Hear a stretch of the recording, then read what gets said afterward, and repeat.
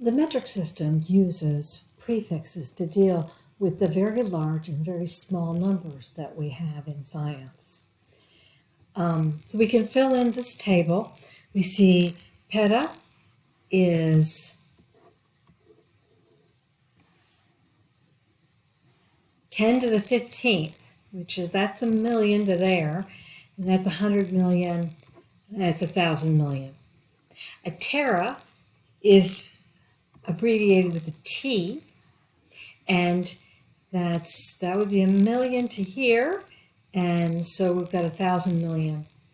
And we have terabit. The computer industry uses terabit and gigabit when they describe the amount of memory that we have in our computers. A gig is with a G. Mega is a million, and it's with an M.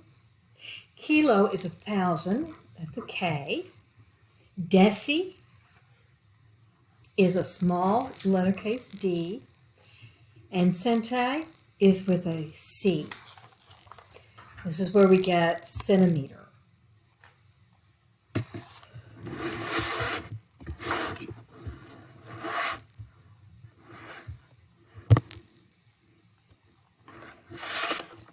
Milli is 1,000th, and we use an M. Micro, medical profession uses MC, and in chemistry we use the mu sign. Nano is an N. Pico is a small letter P, and femto is an F. Sometimes drugs are done in femtos. It's going to be very important that you know these conversions so that you're able to convert a kilometer into a micrometer. That you can convert one of these into the others as is necessary. So we know that a kilogram is 1,000 grams. You see on the table, 1,000. The 1,000 goes with the gram, and that's equal to 1 kilogram. If we look at 1 gigabyte, that's equal to 10 to the 9th bytes. And we get the 10 to the 9th right up here, giga. A milliliter, going to smaller things now, is going to be,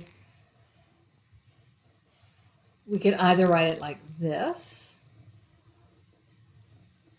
or like this, parts of a centimeter.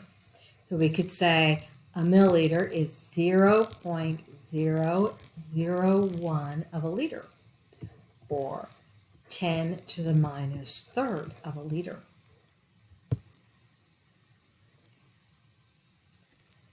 A nanogram is the same as 10